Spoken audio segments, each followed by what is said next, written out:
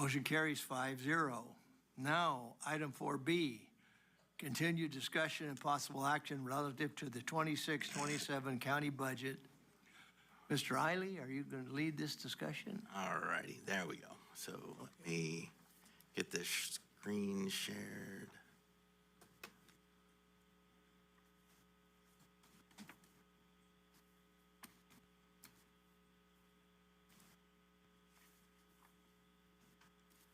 All right, so I'm just going to kind of restate what we talked about a couple weeks ago with regard to the budget. The process is still going on. The budgets were just due from the departments yesterday. So just a reminder of where we are. Our current budget deficit is still at about 3.1 million. We have directed departments to bring in a general fund reduction. So the net cost to the general fund is being reduced by 5% for each department. Sales tax, right now, we're projecting a 0% increase. It's been flat for a couple of years now. Property tax is still going up a little bit, 2.5% increase, which is about a $750,000 increase to the general fund. PERS, in and of itself, is going up by $500,000. And health insurance is going up by about $400,000 actually, but yesterday we got a revised projection from our insurance folks that doubles that. So if you look at property taxes, what we're gaining and what we're losing, it's very simple that our costs are outgaining our revenues. Did you say health insurance is going up to like by 800,000? Yep. Not 4? Not 4, no. And then wages are increasing. The wages are increasing. The hit to the general fund is there. This is because of previous agreements that we had. The increases that were borne by the sheriff and the DA and probation are being borne by the general fund now. So you said the deficit will be like 3.5 then, is that what we're saying? No, well, yes, after the increase to the insurance, yeah. So what's going wrong, clearly our expenses are outpacing our revenues. And our total budget consists of the total revenues and the carryover from the previous year. And that carryover continues to diminish. That's why we put the hiring freeze in place to try and increase that carryover so that we can have maximize our budget. And but as that continues to draw down year after year, we're trying not to have to be back here to do this again next year. And that's why we're making the more structural cuts through the departments. So ultimately, we're in a deficit situation, and we will continue to be year over year unless we make some structural cuts. So that is the question to you as we try and figure out where we are going forward. So just a reminder of where we are. This is the current budget. Our $62 million roughly that we showed. Obviously, for the 26-27 budget, we won't have the decreases to reserves. That was because of the jail. That is all coming to resolution well. The departments that bear on the general fund, this is it. This is who consumes the general fund. This is where it goes. There are a number of non-negotiables that I have at the end there that are mandated. The contribution to public works, contributions to HHS functions, grand jury, things like that, the energy loans for the solar. We can't really touch those. But you can see what we would need to cut. And there's a lot of functions that the county does. And there's a lot of functions that we have that are very small. Don't have a lot of employees in them. Don't have a lot of money going towards it. Now, the public works, is that the operating transfers, the $835,000? Yes, that's the maintenance of effort that we have to maintain, or we lose our gas tax. You know, something we talked about before, and I don't think there's a way to do it, but I wouldn't mind looking at it again. One of my pet peeves has always been when we give COLAs, salary increases, whatever it may be, when times get tough, say everybody gets a 3% COLA. When times get tough, we don't take a 3% cut across the board. People that got those raises, they keep them, and we lay off the low seniority employees that are probably the youngest and probably the cheapest employees. I'd like, if there's a way, I'd like to look at that again, because it's something just going down the road. It would be really nice if you say, hey, everybody gets, you know, maybe they got a 5% increase. We just hit the perfect storm. Everybody's getting a 5% decrease from top to bottom. Well, all of the bargaining units will be up for negotiation this year. It's something we should really, if it's legal, we should really look at that. So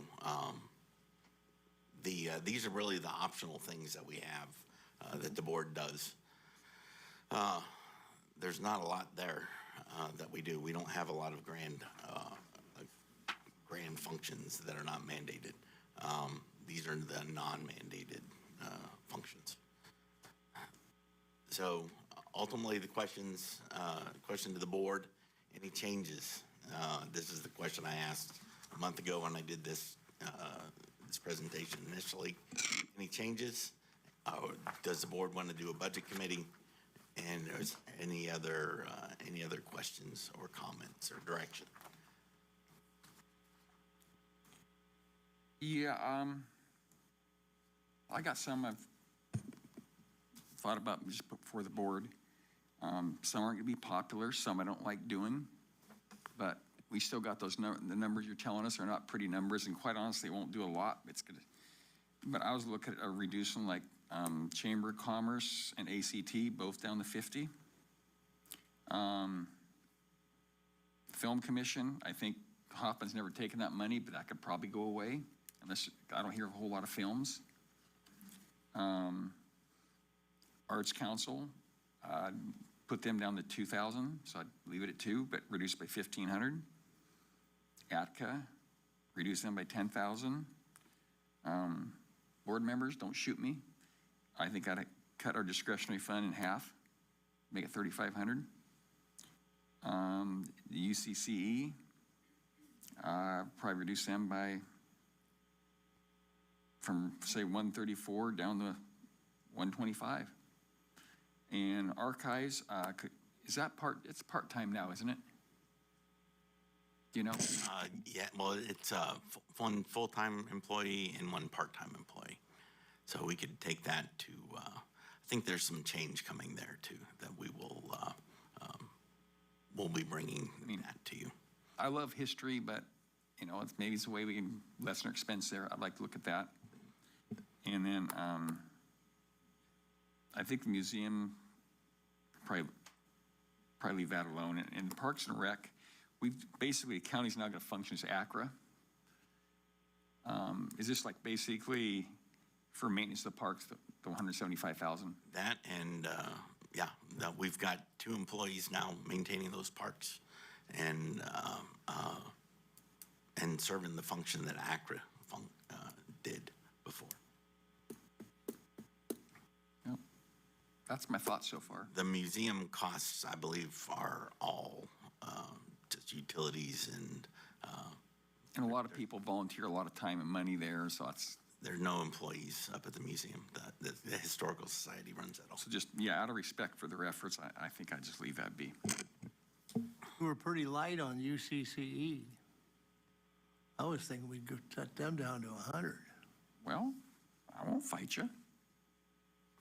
I mean, I like some of the things they do, but some of the things they do are not critical.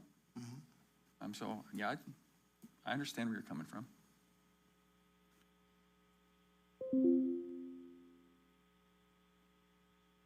Any other comments from the supervisors?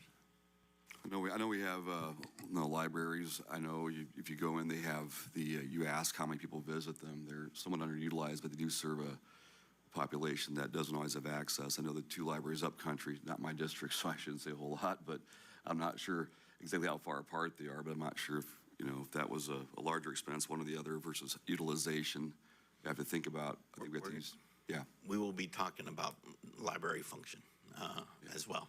And the Pine Grove branch is closed already, and we'll be talking about changes to the Pioneer branch as well. Okay. And then the dispatch, we approach the cities, do they use our dispatch as well? And they, sounds like it says county pays for cities. Correct.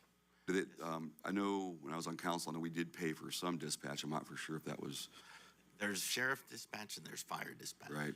So the sheriff bills out for his dispatch. We don't bill anything to the cities for fire dispatch. That all goes through Camino, through the contract we have with them. okay, all right.